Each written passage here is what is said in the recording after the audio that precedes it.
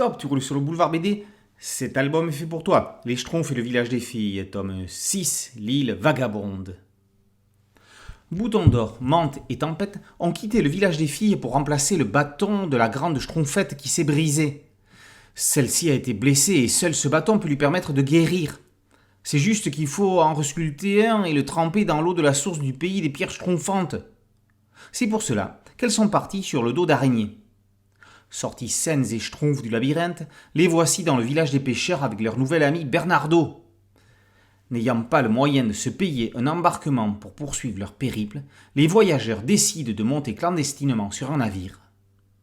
Perturbés par des sirènes, le trajet va les mener sur une île vagabonde. Acte 2 du triptyque de la grande aventure des Schtroumpfettes. Les trois drôles de dames ne sont pas au bout de leur peine. Dans un univers mi-humain, mi-animalier, leurs aventures se distinguent de celles de leurs homologues masculins, bien qu'elles vont en rencontrer un dans cet épisode. On le sait dès la couverture cinématographique où le Schtroumpf à lunettes trône en gros plan, les mains enchaînées. Comment s'est-il retrouvé dans cette situation ? Le mystère est posé avant même d'ouvrir l'album. Si les marins, plutôt pirates, vont avoir les oreilles brisées par la voix casserole de Bouton d'or, c'est le chant des sirènes qui va leur poser problème et va extraire nos amis de leurs griffes. La suite se déroulera sur la fameuse île dont on ne découvrira qu'à la fin pourquoi elle est qualifiée de vagabonde. Luc Partwins et Thierry Culliford ont eu l'excellente idée de se lancer dans ce feuilleton qui permet de développer au maximum l'intrigue, mêlant avec habileté, aventure et humour, comme dans la plus pure tradition franco-belge. S'adressant à de jeunes lecteurs, les scénaristes auraient pu tomber aisément dans la facilité. Pourtant, les chaussetrapes dans lesquelles ils placent leurs personnages ne trouvent jamais leur issue dans l'évidence. L'histoire des sirènes ne finit pas comme pour Ulysse.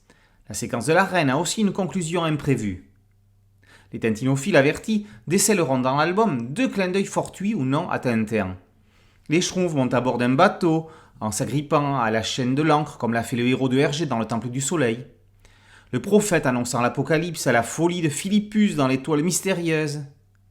Tout ça prouve que depuis l'âge d'or, les lecteurs de ce type de bande dessinée ont un imaginaire collectif et une culture commune. C'est merveilleux. On l'a dit, la série est l'une des rares mélangeant humains et animaux humanisés. Pourtant, on ne se pose jamais de questions. Laurent Cagnat est le dessinateur idéal pour ce mixage dans lequel on décèle pour la première fois des accents disneyiens parfaitement compatibles avec l'univers de Peyo. Les couleurs de Paolo Maddaleni, très en relief, apportent de la vie et de la crédibilité. C'est intéressant à analyser, parce qu'on en est heureux dans cette série parallèle, mais on ne voudrait pas que la série mère soit mise en couleur de cette façon.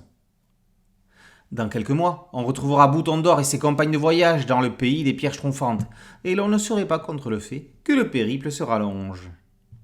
Les Schtroumpfs et le village des filles, l'île vagabonde, par Culliford, Partwins et Cagnat, est paru aux éditions du Lombard. Boulevard BD, c'est un podcast audio, une chaîne YouTube et un site dédié. Merci de liker, de partager et de vous abonner. A très bientôt sur Boulevard BD. Ciao.